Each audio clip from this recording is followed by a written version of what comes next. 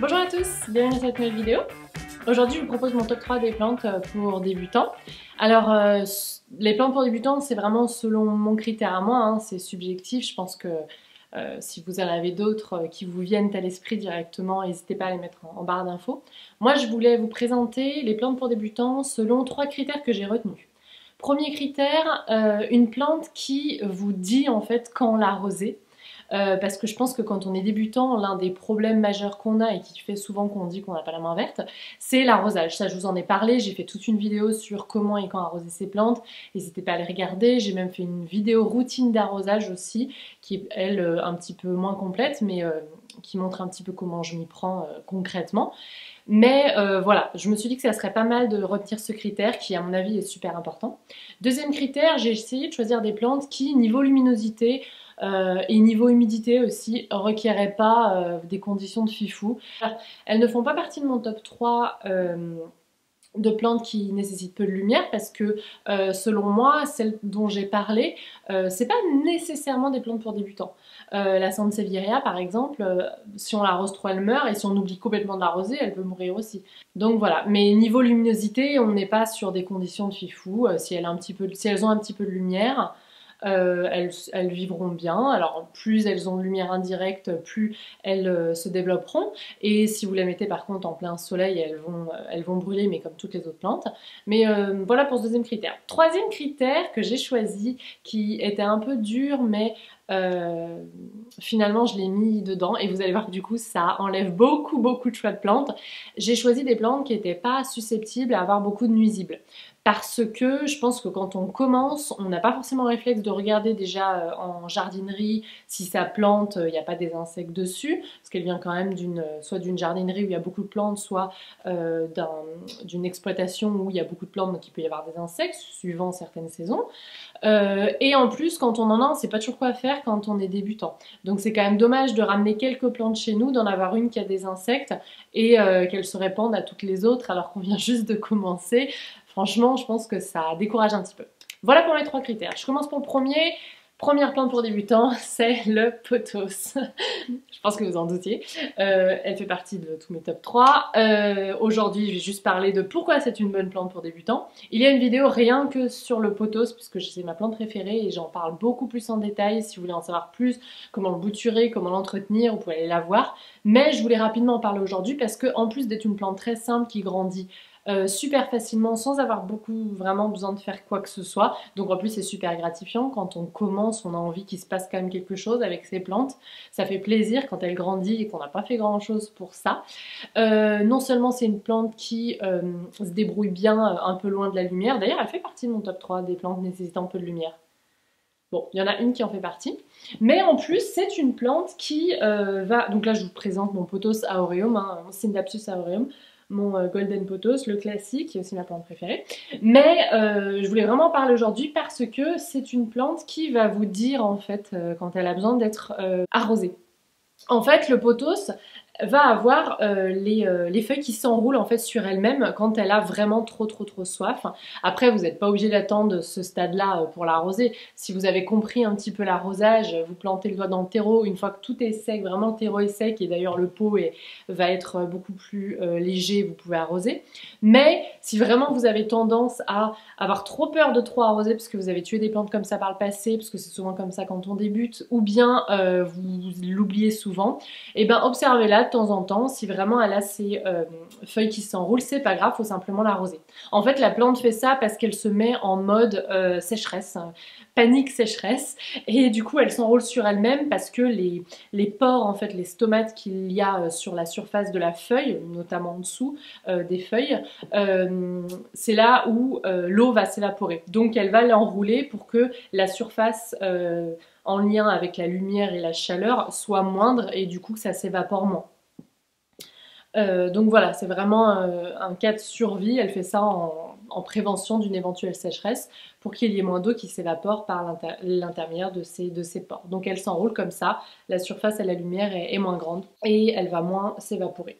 Donc en fait, quand elle fait ça, c'est vraiment le signe qu'elle a vraiment soif, qu'elle commence à envoyer une information dans ses racines que ça va bientôt être la fin. Donc préserver, elle dit aux copines tiges, préserver le peu d'eau qui reste et voilà. Donc ça peut être une bonne plante là-dessus parce qu'elle vous dit quand elle a soif. Mais je ne vous recommande pas de faire ça tout le temps parce qu'il n'y a pas vraiment d'intérêt. Si vous avez bien compris, l'arroser quand le terreau est sec et faire en sorte que l'eau draine et ne soit pas stagnante, votre plante sera vraiment contente. C'est vraiment une plante facile pour débutants dans ce sens. Là, je vous ai pris le Golden Pothos parce que c'est le pothos classique vraiment qui grandit le plus rapidement possible. Mais mon pothos néon grandit aussi à vue d'œil. Il n'y a pas besoin de beaucoup de lumière, il n'y a pas besoin de beaucoup d'entretien. Vraiment, le pothos, je pense, c'est une bonne plante pour débuter. Mais c'est une bonne plante pour tout. Deuxième plante que j'ai choisie, c'est le Spathiphyllum. Alors ça c'est pareil, j'en ai parlé il n'y a pas très longtemps parce que j'ai fait une vidéo juste là-dessus, si vous voulez la voir, avoir plus d'informations. Mais le Spathiphyllum, celui-là, qui a des jolies fleurs blanches, non seulement, je vous dis ça par expérience, c'est une plante pour débutants parce qu'à l'époque où j'étais lycéenne, j'en avais déjà un et il est maintenant, c'est lui d'ailleurs. Il a survécu toutes ces années alors qu'à l'époque je fertilisais pas, je changeais pas le terreau, je rempotais pas, bref. Donc si vous n'avez pas envie de faire tout ça, cette plante survivra, elle sera très bien. Voilà. Et en plus elle vous dit quand l'arroser puisque les feuilles littéralement tombent sur le côté. Je vous montre d'ailleurs un timelapse que j'ai fait à l'époque sur Instagram il y a un petit moment où en fait si vous rentrez de voyage et que toutes les feuilles sont par terre, ne perdez pas espoir, ne la jetez pas, arrosez-la, donnez-lui un bon bain, évitez qu'il y ait de l'eau stagnante, enlevez l'excès d'eau quelques heures après, mais vous allez voir, elle va revenir. Donc vraiment, super plante pour débutants. Et j'ai oublié de le dire, mais le pothos c'est pareil, et le Spathiphyllum aussi. Parmi toutes les infestations d'insectes que j'ai pu avoir dans ma jungle, parce que j'ai quand même bientôt une centaine de plantes, dans 62 mètres carrés, le Spathiphyllum et le pothos n'en ont jamais eu. Donc pareil, je pense que c'est vraiment une plante super résistante. Les insectes les aiment pas tellement. Vous pouvez l'éloigner de la fenêtre, il n'y a pas trop de problèmes. Elle se porte bien aussi.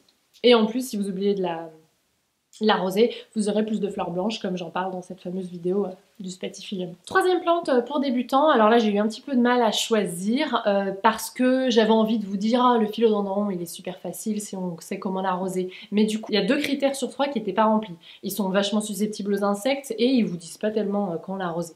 Mais vous pouvez l'éloigner un peu de la fenêtre, il n'y aura pas trop de soucis. Ensuite, je voulais vous dire, les monstera, elles sont vachement faciles, mais pareil, il y avait ces 2 critères qui n'étaient pas... Donc j'ai vraiment dû me casser la tête.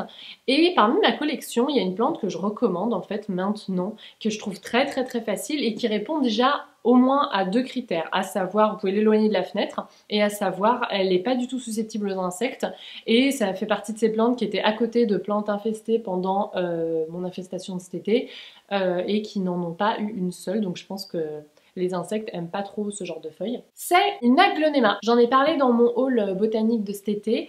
Là, je vous en présente une un petit peu argentée, mais j'en ai une autre rose. Et comme vous voyez, c'est des fleurs super panachées qui sont pourtant vers ma bibliothèque, donc tout au fond de mon séjour, donc il n'y a pas énormément de lumière.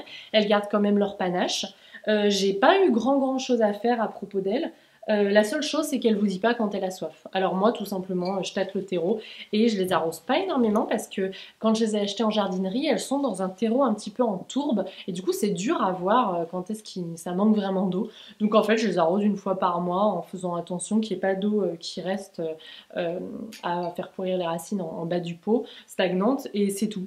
Et franchement, elles sont super faciles. Donc pas de nuisibles, elles peuvent être éloignées de la fenêtre et il n'y a pas énormément d'entretien, je trouve. Et elles restent quand même...